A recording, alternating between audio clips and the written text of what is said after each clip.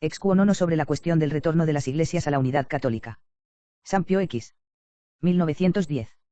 A los patriarcas, primados, arzobispos, obispos y demás ordinarios en paz y en comunión con la sede apostólica. A nuestros venerables hermanos los patriarcas, primados, arzobispos, obispos y demás ordinarios en paz y en comunión con la sede apostólica. Pío X, Papa. Venerables hermanos, salvación y bendición apostólica. Desde el día en que, en el declive del siglo IX, las naciones de Oriente comenzaron a separarse de la unidad de la Iglesia católica, es difícil decir cuánto esfuerzo han hecho las figuras santas con miras a llevar los hermanos disidentes vuelven al seno de esta Iglesia. Sobre todo, los soberanos pontífices, nuestros predecesores, en virtud del oficio que cumplieron para defender la fe y la unidad eclesiástica, no omitieron ningún intento de poner fin ni por exhortaciones paternas ni por delegaciones oficiales, ni por concilios solemnes, al muy desastroso cisma que fue para Occidente un gran dolor y causó a Oriente un grave daño. Testifican esta preocupación, por nombrar solo algunos, Gregorio IX, Inocencio IV, Clemente IV, Gregorio X, Eugenio IV, 1. Pero nadie ignora con qué generoso afán en los últimos tiempos, nuestro predecesor, de feliz memoria, León XIII, invitó a las naciones de Oriente a unirse nuevamente con la Iglesia romana. Para nosotros, dijo, es un hecho cierto que el recuerdo mismo de la muy antigua gloria de Oriente y la fama de los servicios prestados a la humanidad es un encanto para nosotros. Allí, de hecho, está la cuna de la salvación de la humanidad, están los orígenes de la sabiduría cristiana, es de allí que, como un río muy abundante, el torrente de todas las bendiciones que hemos recibido con el Santo Evangelio se derramó sobre Occidente. Al entregar nuestra mente a estas consideraciones, no deseamos ni deseamos tanto nada como para dar nuestro cuidado para que por todo Oriente reviva la virtud y la grandeza de los antepasados. Y tanto más cuanto que el curso de los acontecimientos humanos de vez en cuando deja aparecer en él signos que pueden dar esperanza de que los pueblos de Oriente, separados durante mucho tiempo del seno de la Iglesia romana. Discursos y Fuitin Re, 13 de diciembre de 1880, a los cardenales, Actate. 2, página 179. Ver también las cartas apostólicas Praeclara Gratulationis, del 20 de junio de 1894, Actate. 14, página 195. Ciertamente no es menos, lo sabéis bien, venerables hermanos, nuestro deseo que nos hace desear ver brillar pronto el día, objeto de los ansiosos deseos de tantas santas figuras, donde el muro que caerá definitivamente. Durante mucho tiempo, separa a los dos pueblos, donde, entrelazados en el abrazo único de la fe y la caridad, verán finalmente florecer la paz tan suplicada, y donde solo habrá un rebaño y un pastor, JNX, 16. Teníamos la impresión de estos sentimientos cuando hace poco, en una revista de reciente fundación, Roma e Oriente, apareció un artículo que nos causó un gran dolor. Su título era, Reflexión sobre la cuestión de la unión de las iglesias. Este escrito está repleto de tantos y tan graves errores teológicos, e incluso históricos, que fue difícil acumular más en menos páginas.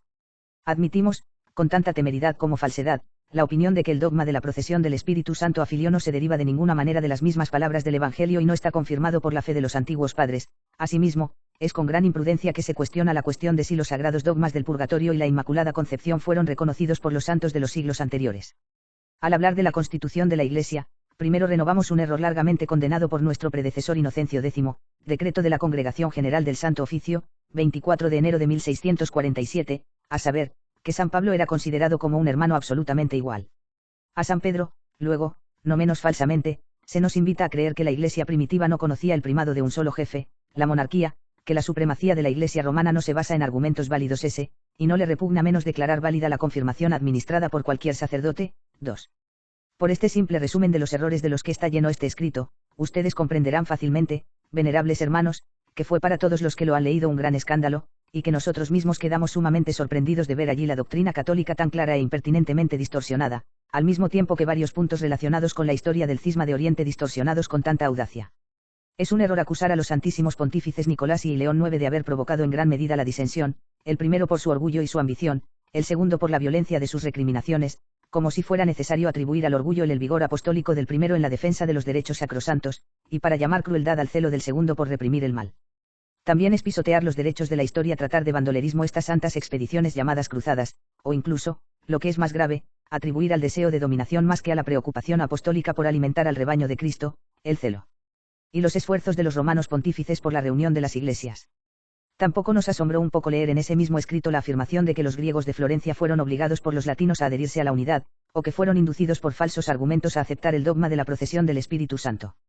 En este desprecio por las leyes de la historia, llegamos incluso a poner en duda el carácter ecuménico de los concilios generales que se han celebrado desde el cisma griego, es decir, desde el octavo concilio ecuménico hasta el Vaticano.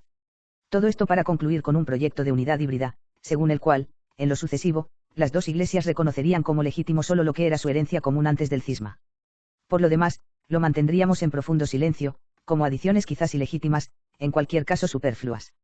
Creímos que era un deber, venerables hermanos, hacerles saber lo anterior no solo para que sepan que las proposiciones antes mencionadas, las condenamos como falsas, imprudentes, ajenas a la fe católica, sino también para que en lo que se refiere a en tu poder, te esforzaste por apartar de los pueblos que están confiados a tu vigilancia un flagelo tan pernicioso, exhortando a todos los católicos a permanecer firmes en la doctrina recibida y a no adherirse a ninguna otra, aunque fuera anunciada por un ángel del cielo. G.I. 8.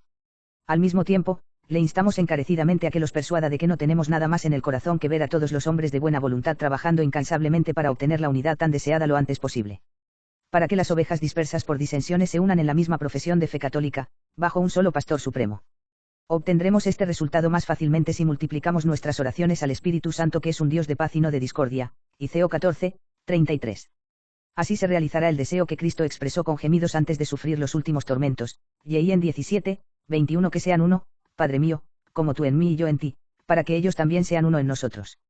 Finalmente, que todos sean plenamente conscientes de la idea de que estaríamos haciendo un trabajo absolutamente inútil si no mantenemos primero la fe católica fiel e íntegra, tal como fue transmitida y consagrada en la Sagrada Escritura, la tradición de los padres, el consentimiento de la Iglesia, los concilios generales y los decretos de los soberanos pontífices. Ánimo, pues, a todos los que se empeñan en defender la causa de la unidad, vestidos con el yelmo de la fe, sosteniendo firmemente el ancla de la esperanza, ardiendo con el fuego de la caridad, que trabajan con todo su celo por esta tarea tan divina.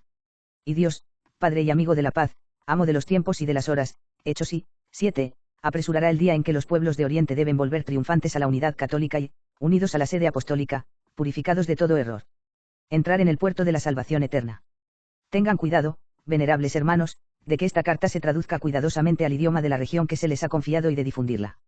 Al anunciar con alegría que el querido autor de este escrito, escrito con ligereza pero con buena fe, se adhirió sincera y sin reservas en nuestra presencia a las doctrinas expuestas en esta carta y se declaró dispuesto a enseñar, rechazar y condenar, hasta que él al final de su vida, todo lo que la Santa Sede Apostólica enseña, rechaza y condena, como prenda de los favores divinos y como testimonio de nuestra benevolencia, te concedemos con afecto en el Señor la bendición apostólica. Dado en Roma, junto a San Pedro, el 26 de diciembre de 1910, año séptimo de nuestro pontificado. Pie X, Papa.